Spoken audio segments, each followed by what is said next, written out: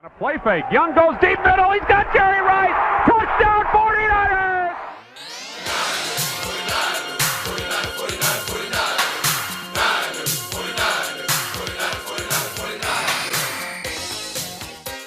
Welcome to another edition of the 49ers Family Podcast, where three generations of 49ers fans break down the game each week and hear from Grandpa Mike as he shares personal experiences since he became a fan in 1949. My name is Josh, and I'm here with my dad, Jared, and my grandpa, Mike, and we are a 49ers family.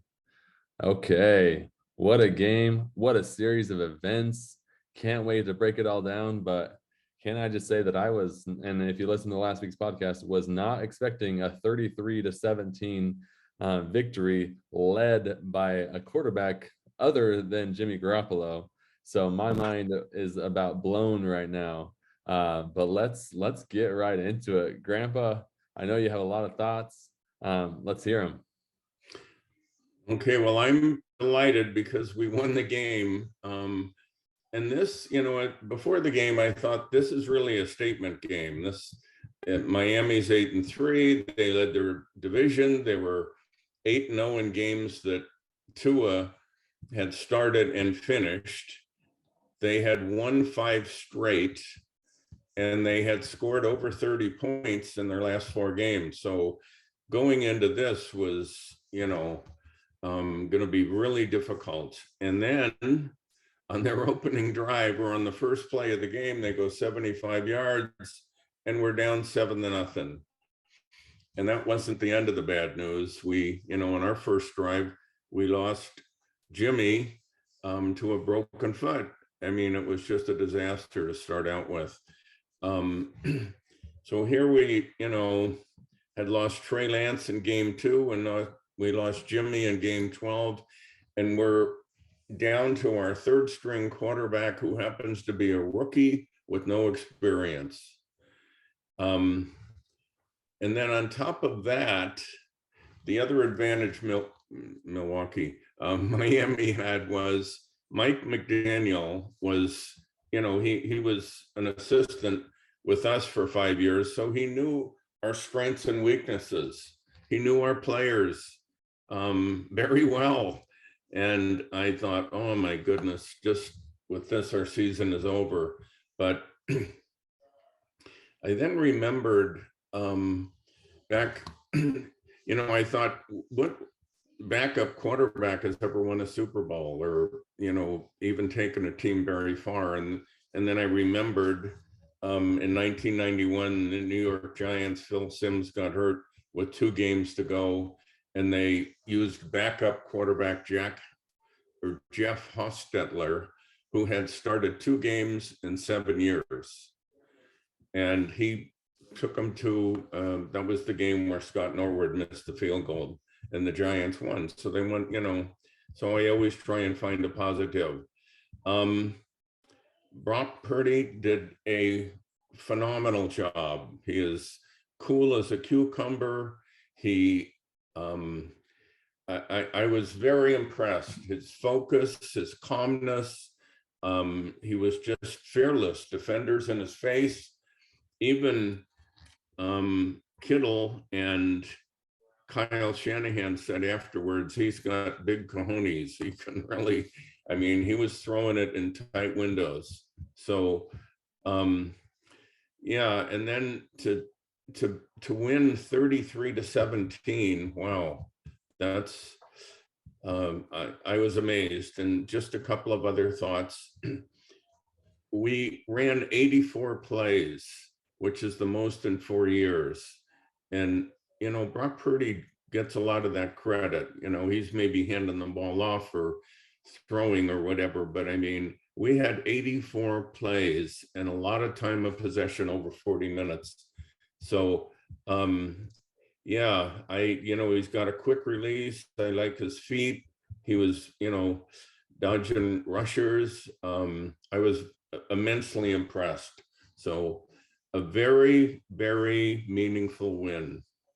So yeah, very happy. I couldn't agree more. And Dad, I want to get your thoughts. Well, one thing I'll say off of your thoughts, Grandpa, is that, yeah, Brock Purdy threw the ball 37 times. I mean, that is just so surprising. Rookie quarterback, last guy picked, no game experience in the NFL. And Kyle Shanahan trusted him to throw the ball 37 times. And only one was picked. It was a 50-50 ball. Brandon Ayuk could have tried to bat it down. He tried to Randy Moss it over the top. And it got picked. It was thrown a little bit low. But even that was on a 4th down. And honestly, because he caught it, it was like we punted 17 yards rather than it was incomplete. And they got the ball where at the line of scrimmage. So that's just one thing I wanted to point out, that it was very shocking. But I was happy to see that. I think that's part of the reason why we won, because we had to throw the ball. They tried stacking the box, and we couldn't move the ball. It was like running into a brick wall. And so Kyle had to trust Brock Purdy. And hey, look at the score. Dad, what are your thoughts? Yeah, I was going to bring up that same stat. He was 25 of 37, and our 3rd string quarterback threw the ball 37 times. I think in our last week, Jimmy G threw it 35 or 36 times. So, I mean, it was pedal to the metal, no adjustments made. And since we're talking about Brock Purdy just briefly, I mean, my comments were rather quickly. I just look at the expression in his face, on watching the broadcast, you could see that, but he was unfazed. And the classic term, Brock Purdy did not flinch. He stood in, and he was unfazed even afterwards. I watched some of his interviews after the game, and he's just a steady Eddie, student of the game. And he's got this demeanor that doesn't go up or down. It's just very steady, and his play showed it. And it was so fun to see his steadiness in the game. And it's one game he played very well, and we hope that continues. But as a general rule, this game was very exciting. We were able to move the ball fairly well. It was a game. Things that stand out to me is, it was a team effort. We spread the ball around our playmakers. Christian McCaffrey, he was our leading, receiver and our leading rusher in this game. He put up some great numbers. And Christian McCaffrey, since he joined the team, we're 5-1. Okay, Kansas City was his first game after being on the team for 2 or 3 days or whatever. But since then, the Rams were 5-0. So very exciting. But he did what he did. Our defense was all over this game. We're +3 in the turnovers. And Bosa is our closer. And every Super Bowl winning teams have to have closers. Donald, it was the Rams closer. They were able to close out some things against us, actually, to get Jimmy G off, whatever during, was it NFC or the, whatever. But anyhow, he's a closer, and Armstead was in quite a bit. So our defense did what they do. And it's a total team effort of just kind of high character individuals. And Brock Purdy, I think, is a plug and play for us. And I don't think anybody feels like we're going to skip a beat. He's untested, so we're going to see what happens. But I'm super excited. And it was a fantastic win, 33 points. We held them to 17. We're averaging like 16 points allowed per game now. It's really fun to watch. Yeah, let's talk about defense, okay? Because we just spent a good chunk talking about Brock Purdy. We'll probably come back to that, but defense really stepped up. Besides that first play, and then that kind of blown coverage in the third quarter when Tyreek Hill went deep. Honestly, that's kind of just bound to happen once a game when you're playing against the cheetah. So I kind of excuse them a little bit for that one. We shut them down, and it was just so fun to watch. It's so great having Eric Armstead back. You talked about Nick Bosa. I think he is the clear front runner for Defensive Player of the Year. People want to argue that Micah Parsons on Dallas deserves it. I don't think so. Obviously, that's my bias as a 49er fan. But something that really just two things jump off the stat sheet for me. One, Miami only ran the ball 8 times for 33 yards. That is unbelievable because we know they have Raheem Mostert, probably the fastest running back in the league. And then Jeff Wilson Jr., our good friend that just got traded there like 3 weeks ago, or probably more now. But that is just shocking to me. But Mike McDaniel, knowing what he knew, said, you know what? We're passing the ball. It's the only way that we're going to beat these guys. And even then, Tua went 18 for 33, 2 TDs on those 2 blown coverages and 2 interceptions. Just totally flipped their game. Mike McDaniel was visibly frustrated on the sideline, like so frustrated. Even their embrace after the game with Kyle, and those are always kind of weird. But these guys worked hand in hand for a decade, and you could tell that Mike McDaniel was just ticked because the Niners beat them. It was amazing. So only running 8 times, that tells you that they've waved the white flag and said, we can't run against these guys, so we're not going to even try. And our defense is just getting stronger and stronger and stronger. They're really fun to watch. Nick Bosa he was player of the month in November. He's now player of the week for this past week. So yeah, he has a very good chance to be the defensive player of the year. There's only 5 games left. So yeah, he deserves it. He has 14 and a half sacks, and I believe that leads the league. I know it did after our game. Yeah.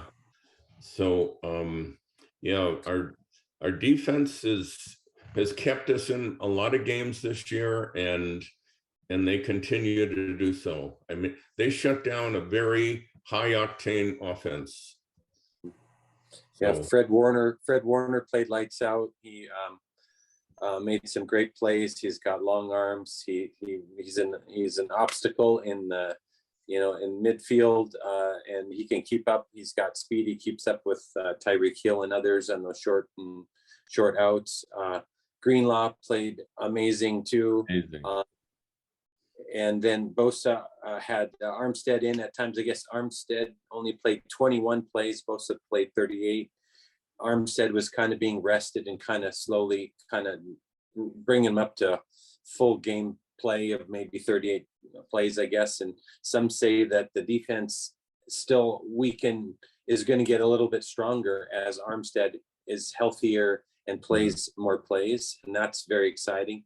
And then our secondary stepped up. Lenore got a touchdown or interception, and Hufanga made some big plays, and Jimmy Ward got an interception. So our secondary was tested. I mean, it was raining balls, like you said. I mean, with the amount of pass attempts versus run attempts. So, which is great against Tua. This wasn't against, just an average team. This was Waddle and Tyreek Hill lead the league basically as a duo, passing receivers, and Tua's had an amazing year. So, I mean, we went up. This was the biggest challenge to our secondary this year of going against Tua and those weapons. And they didn't run the ball. All they did is throw the ball. So the way we fared, very, very exciting. And it makes us more prepared for what's coming at us with Tom Brady and his air attack too. For sure. Mm-hmm. No, I mean, it makes me honestly look ahead, because I feel like I was the one bringing it up on past episodes, like, watch out for that Dolphin game. Here come the Dolphins. Here come the Dolphins. And the defense, honestly, surprised me. when we talked about our second half predictions, this Miami game was one that I predicted to be a loss. I didn't know that we would have the answers for their offense, and we beat them by 16 points. Obviously, a late fumble return for a touchdown helps that margin. But to look ahead and see, yeah, the Buccaneers, Tom Brady and all, they looked very beatable this week, I guess on Monday night against the Saints. And then Washington, to be respected for sure, but we should win that game. The Raiders also should win that game. And then, of course, the Cardinals, we should win that game. Even with a rookie last pick of the draft quarterback, our defense is going to keep us in these games. And Brock just needs to do his job and follow the scheme. Of course, these defenses, and we'll get into the Bucs prep here in a second. They're going to prep for Brock and give him heck, because that's what they do against rookie quarterbacks, to try and confuse him. But these are games that, like, we are not screwed when it comes to the quarterback position, because, and I mentioned this, I think even in our preseason episode, that Brock Purdy looks like Jimmy Garoppolo out there.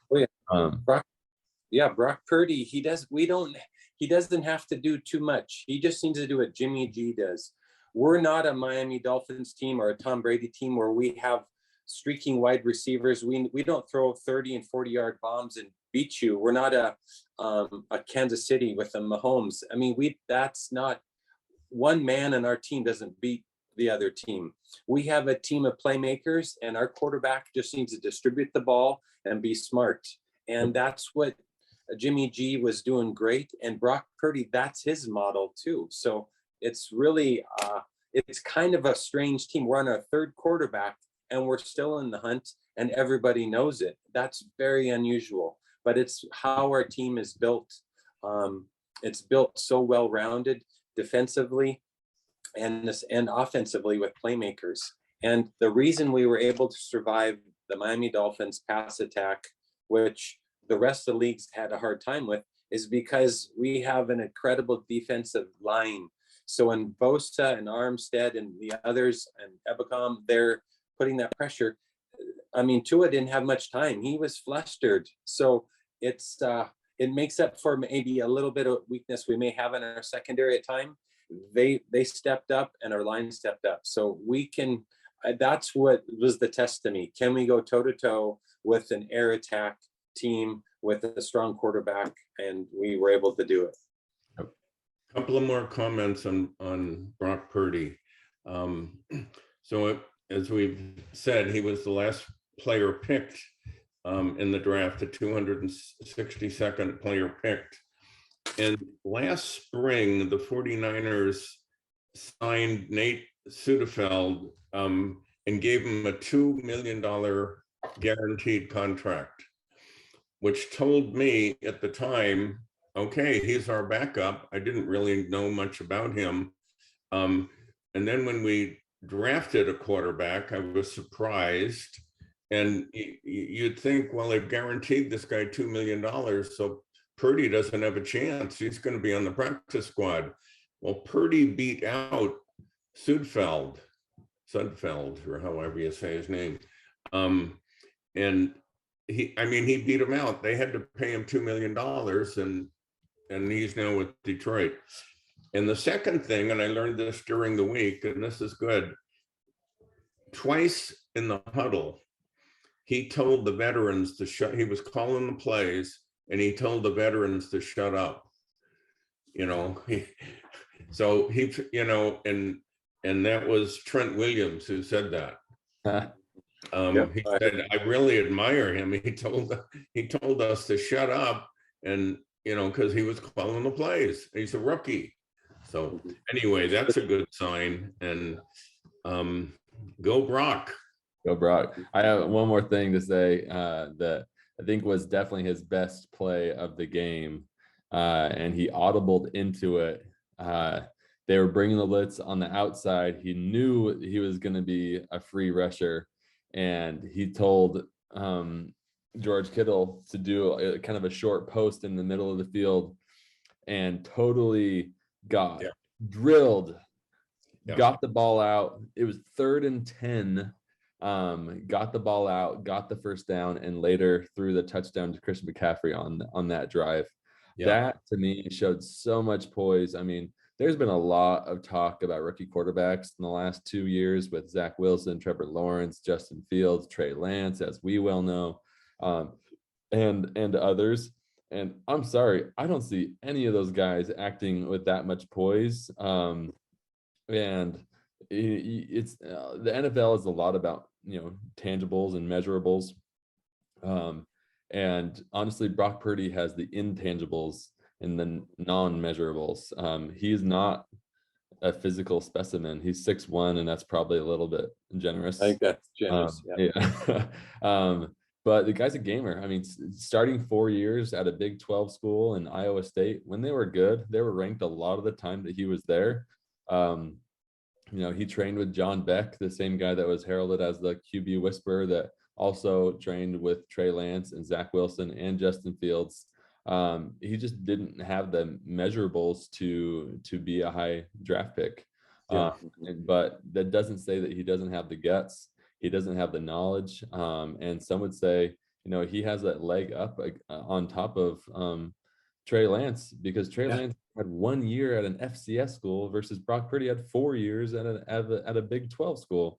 So he's not to be overlooked. I think we're so lucky to have him. And right before this, there's probably a whole other side of the coin. You could say that Brock Purdy can't take us to the Super Bowl. I don't even want to look at that, because as fans, what do we have to do? We have to be excited. We have to be. We root for our team. We got to win 1 week at a time. We don't have to win the Super Bowl right now.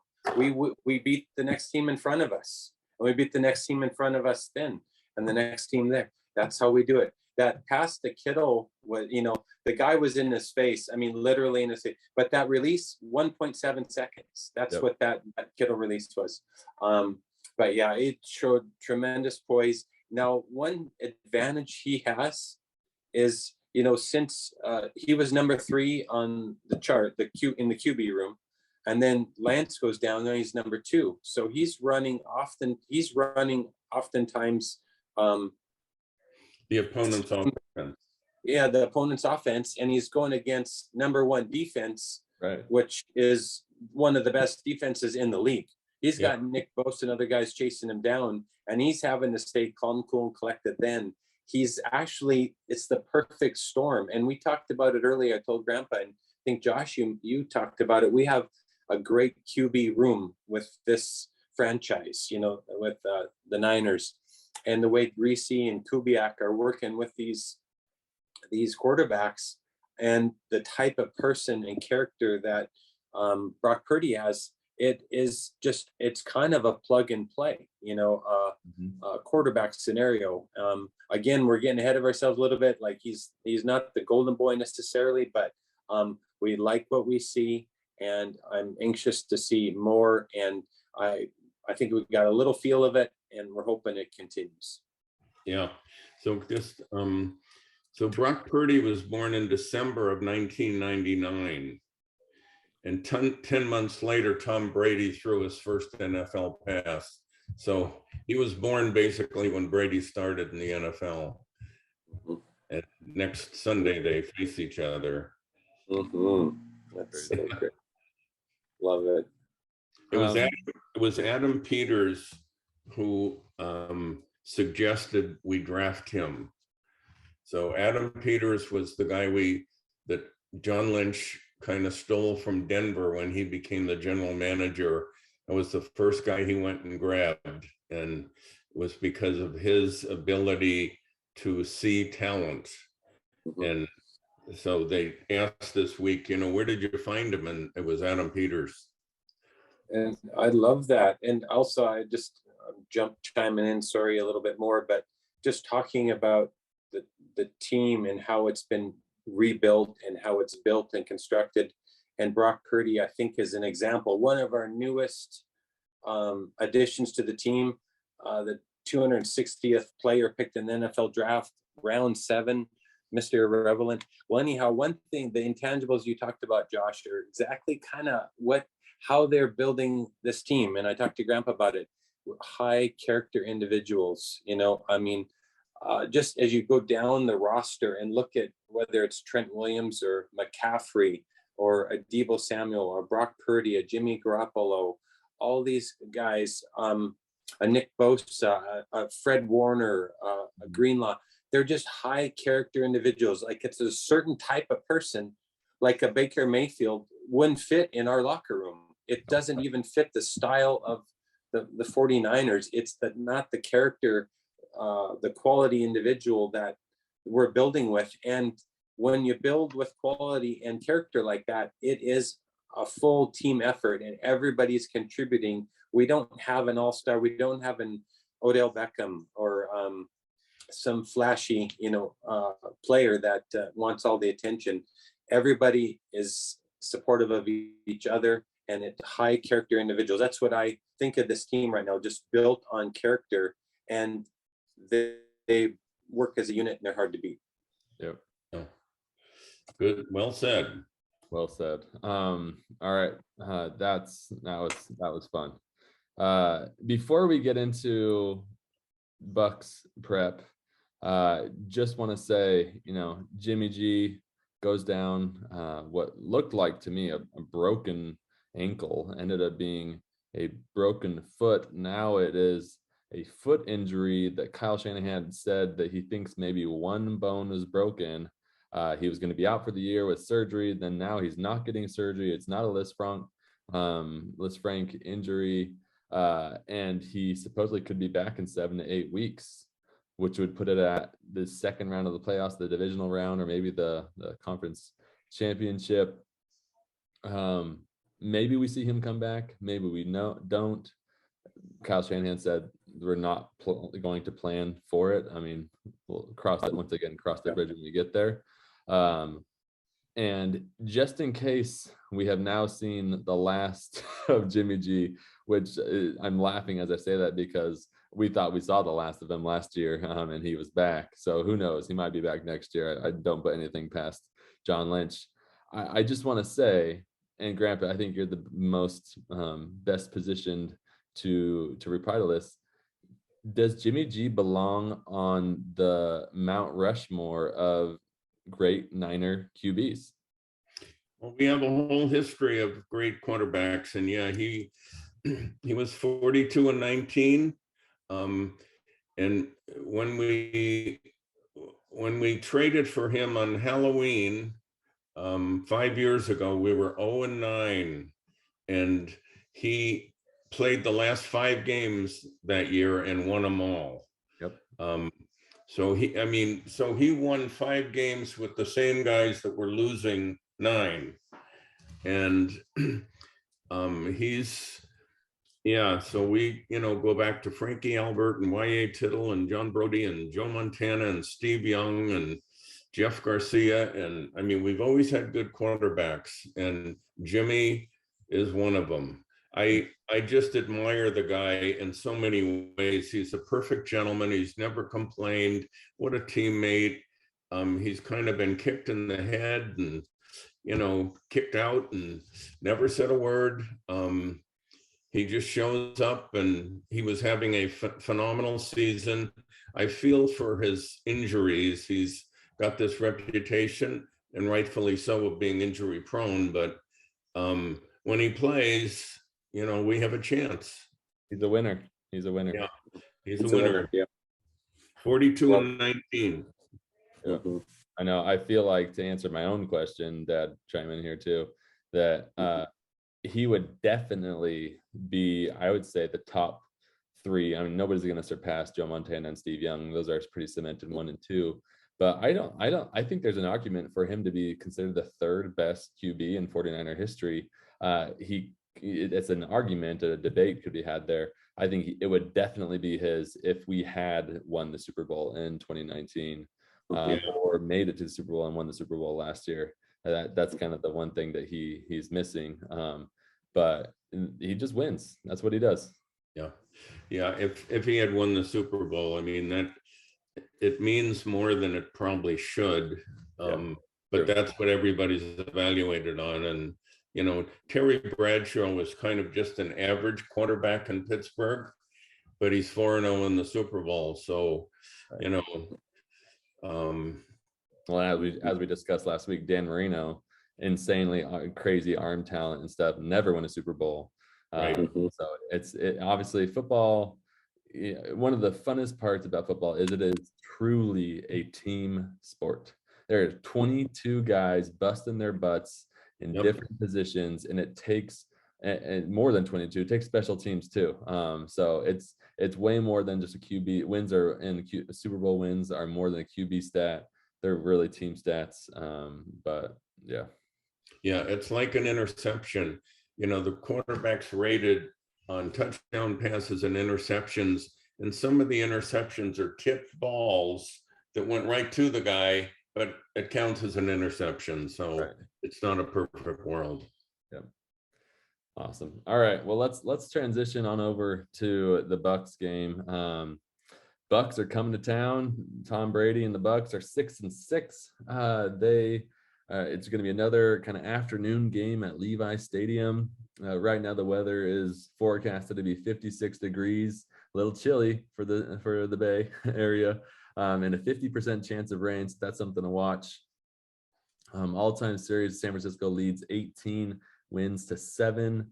And right now, the point spread has moved to 5.5 points in San Francisco's favor. Opened at 3.5, if I remember correctly. And the over and under is 36.5 points. So a little bit lower scoring compared to last week's over and under with the Dolphins coming into town. But obviously, the intrigue here is the storylines of Tom Brady coming back to the Bay. Tom Brady never played in Candlestick Park, even though he grew up going to Candlestick, was there for the catch game in 1982. He has played once at Levi Stadium, so this will be his second time. Apparently, if I remember correctly, he was slated to, or maybe he did travel with the Patriots to play at Candlestick, but he was injured, so he actually didn't play, I believe. Yeah, that was in 2008. He had a torn ACL, so he didn't play in that game. That's right. So, but yeah, you got the GOAT, one would argue, and I think it's pretty clear, greatest of all time, amazing quarterback. Can't believe he's still playing versus Mr. Irrelevant, Brock Purdy. And can't wait to see it, even though that's not obviously the matchup. The matchup is Tom Brady against the number 1 defense. It is part of the storylines. Yeah. And Tom Brady's going to be running for his life. You know what I mean? Our defensive line, I mean, they're so beat up, Tampa Bay, on their line. It's going to be a frustrating day, I think, for Tampa Bay being on the road, playing Monday night, short week, traveling cross country. Their line's tired. I mean, Brady's struggled, relatively throughout this season just because of he doesn't have any pass protection or whatnot. Brady, I mean, look, historically, Brady never does well under tremendous pressure. That's how you beat Brady. If you can put pressure, if he's not touched, he'll pick you apart all day long. He's a surgeon, but you put that surgeon under undue stress, and he is he can't do his job. And that's the only weapon. They throw the ball 54 times or something a game, or some ridiculous number, I forget. They are an air attack like crazy. They don't rush the ball very well. So anyhow, I really like the way we match up, and I think it's going to be again a great game and a good test for our offense and our defense both. But I think things stack up in our favors. Are we favored by 3, or are they favored? 5.5. We're favored by 5.5. 5.5 now? Okay, good. Yeah. I thought that's going to increase a little bit. I mean, as the week goes along here. So yeah, I really see our defensive line doing what they do, and against a kind of porous Tampa Bay offensive line is probably going to be the big thing. And I hope Jordan Mason gets to run the ball a little bit more. save a few hits from Christian McCaffrey too. That's Jordan Mason. I still love the way he runs. He only had, I think, 8 carries against the Dolphins. So I'd love, share that load a little bit more and give McCaffrey just a few less hits. Yep. So Tampa Bay is the worst rushing team in the league. They're ranked 32nd. They don't run the ball well at all. They average 73 yards a game. And their offensive line, Jared, you're absolutely right that 4 of the 5 guys are backups. So they've had injuries and 1 guy retired. So what they do is they pass the ball, and Brady has these short passes and pressure up the middle. You want to make Brady move because he can't move. Because he can't. That's what I was going to say, that because he can't. Pressure up the middle and get him off the spot. But he throws these just quick little passes, and that's why he's hardly ever sacked. I mean, he gets rid of that ball, but they're short. So that's what we're going to see. A lot of check downs. Yeah, he loves the check down throw because, once again, it's getting the ball out quick. And they kind of use that check down throw or running back out of the backfield as a type of running play. It's just a different kind of running play. Yeah. And we have great linebackers, and that's a nice thing too. I mean, I like Warner and Greenlaw on checkdowns. I mean, I think we can defend that fairly well too, just because of the way we're built. Our linebackers are very mobile and very athletic, and that's why we have one of the best linebacking crews, because we defend the run, but even better yet, the pass very well. For sure. So Tom Brady, or first of all, Tampa's the oldest team in the league. And Tom Brady was born and raised in San Mateo, which is just south of San Francisco. And one great trivia question that I like to throw out once in a while is there's 3 guys in the Hall of Fame that went to Sarah High School in San Mateo. Well, Brady isn't in there yet, but Lynn Swann, Barry Bonds, and Tom Brady all went to the same high school, which is pretty amazing.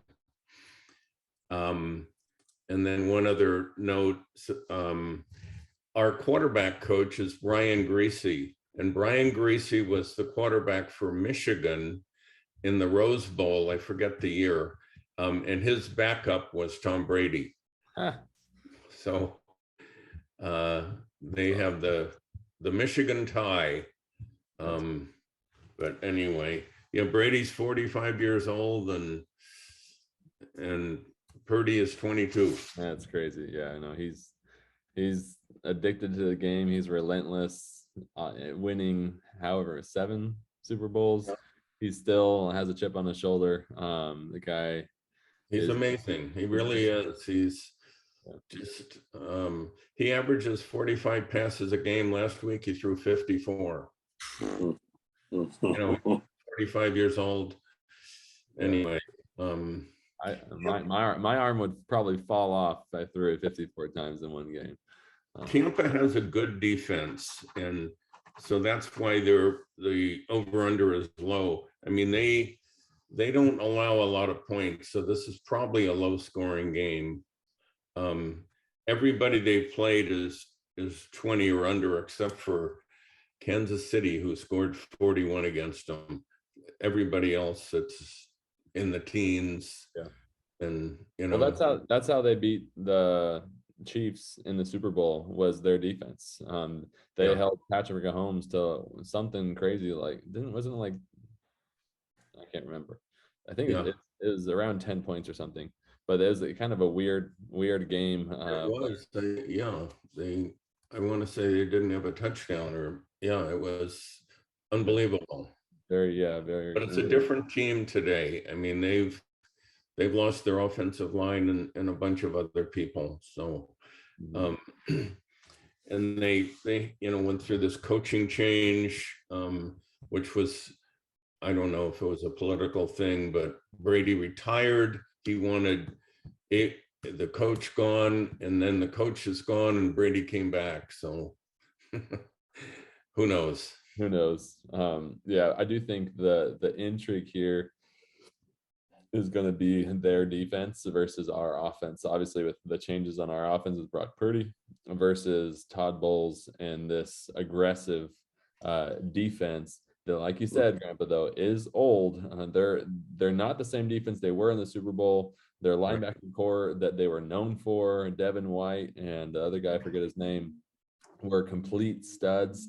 They have kind of taken a step back this year, but they're going to dial up some crazy stuff, some stunts, a lot of blitzes. They're going to bring the house, just like, honestly, Miami tried to do the same thing, and then they actually had to back off because Brock was actually doing a pretty good job of identifying those blitzes and getting the ball out. So that's the matchup that intrigues me the most. I trust our defense to keep Tom Brady and that offense in check once again, because they don't really have a rushing attack. So we're going to know that they're throwing it, and then we can kind of drop into coverage and try and get some pressure on, even with just three guys. We should be able to get some decent pressure on the quarterback. Mm-hmm. Yeah, they're going to be blitzing a lot. Yeah, they're going to scheme to kind of really kind of fluster Purdy for sure. I mean, you have a rookie quarterback, starting for the opposing team. It's going to be all about shaking and rattling him up. So he'll be tested, especially in that first quarter, maybe a little in the second, but then things will kind of settle down, I think, as Purdy hopefully weathers the storm. But unfortunately, we run the ball real well too, and we have great playmakers. So again, Purdy doesn't have to do too much. Just get rid of that ball and get the party started. So, but it will be they have a very good defense and will come up with some pretty crazy schemes, I'm sure. Be good, be fun. Mm-hmm. Can't wait to start tomorrow. Every time we do these podcasts, I'm thinking, why do we have to wait so long for the game? Yeah, I'm ready now. We're ready. Mm-hmm. Hopefully it'll be on national TV. We'll find out on Thursday. There's a good chance it will be, because the Rams play tomorrow night. So one of the three slots that won't be filled on Sunday. So anyway, we'll find out on Thursday what the TV schedule is. Yeah, I believe it is. I'm actually going to pull it up right here. That the Fox late. Yep, it is. National TV for pretty much the whole country, besides the Pacific Northwest and the Carolinas. And we have the number one team, another number one Fox team with Kevin Burkhardt and Greg Olson. So okay, good. So we'll get this. Yeah, good. For the majority of the country and those listening, yes, you get the game. That's always the dumbest part about the NFL to me, is that they demand so many eyeballs, but then you're like left to the will of whatever is on the schedule. It's like, it's the dumbest thing. I swear that they could make more money if it was a pay-per-view sport and you pay $4 to watch your team. Yeah, make it reasonable. It'll probably come to that. It's kind of, coming to that on Thursday night with it being on Amazon Prime, and these other guys want to get into it. So when they bid for these contracts, we're going to, start paying. Yep. Yeah. Well, it should be interesting. All right, let's do some score predictions. Grandpa, you're up first. My prediction this week is the 49ers 20 and Tampa 17. Okay. 20-17. 20-17. So you're taking the under. Dad. I'm going to throw out there 35-17. Whoa, I love it. Seriously. I mean, I know we're going to hold the Bucs. I would take this bet all day under 20 for sure. And we're going to score over 30. I'm saying 35-17. I like it. I love it. I'm honestly, I feel like you guys are like right here and right like at one side and one side on the other. I'm gonna say right down in the middle. I'm gonna say 23-17. I think that we're gonna move the ball. We're unfortunately gonna settle for some field goals. And then Tom Brady's gonna keep it close enough, but I think our defense ices it in the fourth quarter. So 23-17 is what I would guess. I like that. But yeah, it should be a good game. I'm stoked for it.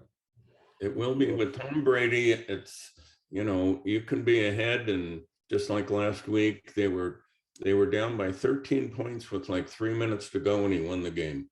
Yep, I know.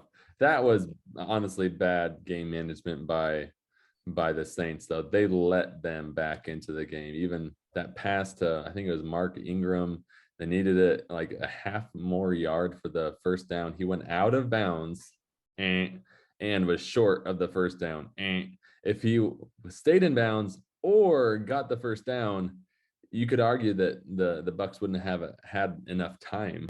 Right. But it was just bad game management by the Saints, and that's why the Saints find themselves at 4-8. So yeah, and that's where Tom Brady will hurt you every time.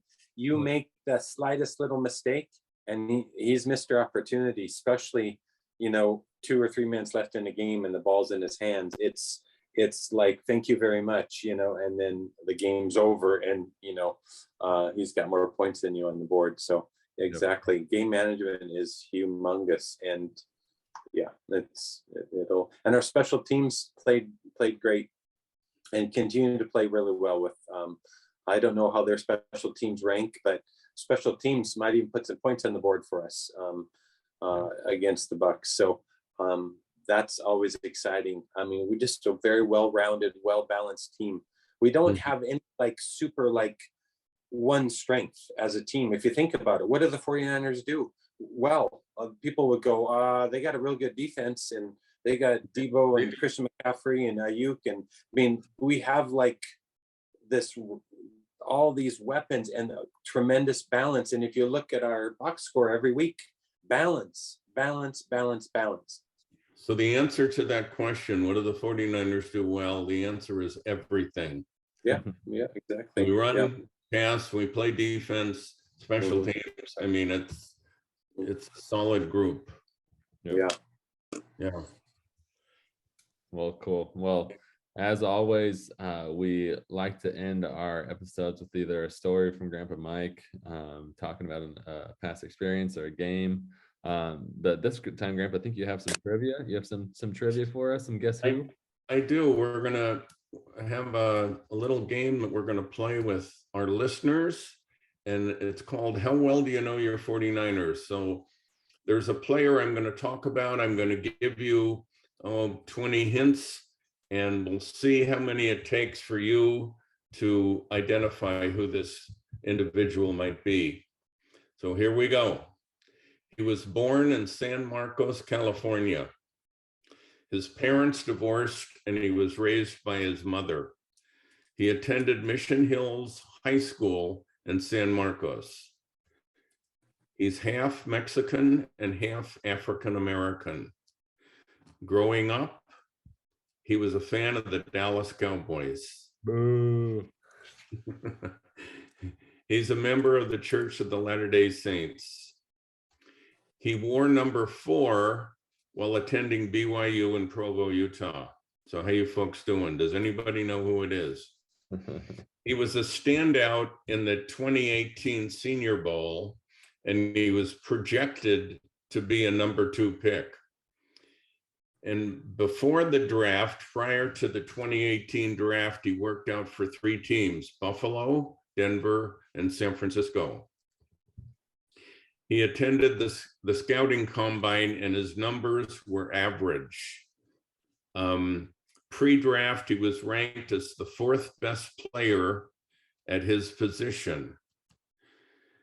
And then in 2018, he was drafted in the 3rd round by the 49ers. He was the number 70 player picked, and he was not 4th at his position, but the 6th player, because his combine numbers were just average. And here's here's what I found very interesting.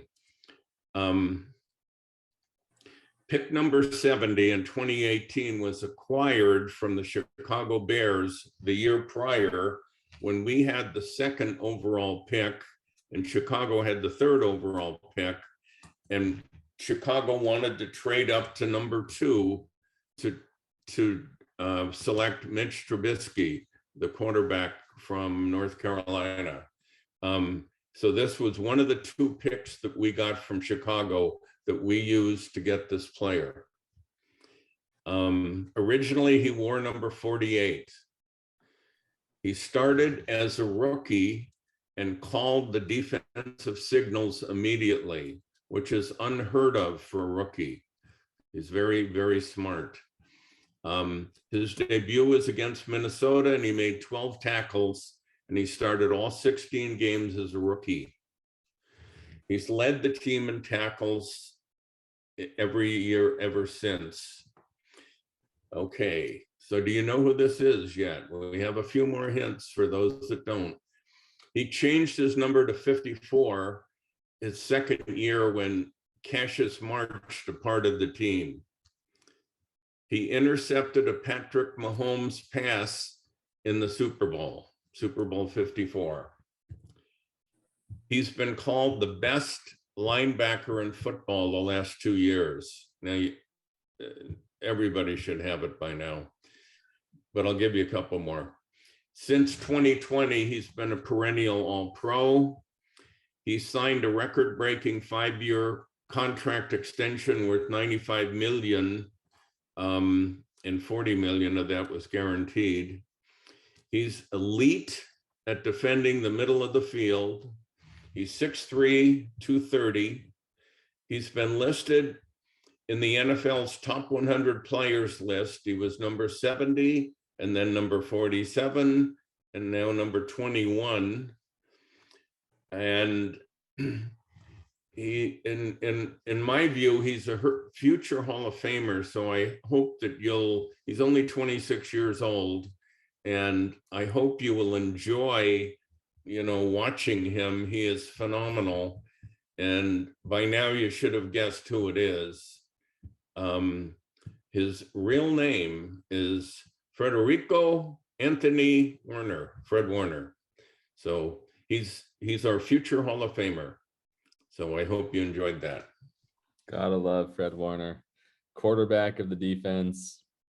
He's as good as it gets. He gives it its all. He goes sideline to sideline. He can fill the gaps when he needs to, but he's known for covering space and defending the pass in the passing league that we live in today. Like, Tom Brady coming to town and the Dolphins that just came to town. It's a passing league, and he is that new breed of quarterback. He's long. You saw him get that, and he tipped the ball, kind of pass breakup in the middle of the field. That key play against the Dolphins, that really, I think that's part of the reason why Tua didn't go back to the middle of the field. His favorite place is that he respected Fred Warner. He's a great leader on and off and on the football field. I love him. I know, Dad, you're wearing his jersey right now. It's a mine. Oh, there you go. Grandpa's got the 54.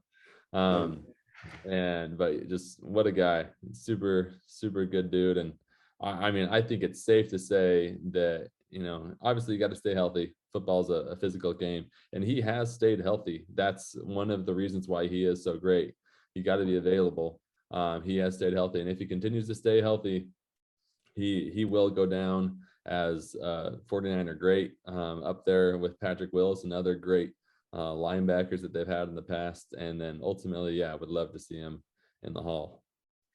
The 49ers currently there's 31 linebackers in the Hall of Fame, and the Niners have one, Dave Wilcox, number 64. He was phenomenal as well. Patrick Willis is on the ballot. Patrick only played 8 years, right, and that's what's kind of holding him back. So you got to play 10 or 12 and really be outstanding. But he was a 3rd round draft pick. So a wonderful find by our scouting department. I mean, wow. Yeah. And I mean, once again, I've said this now 4 or 5 times.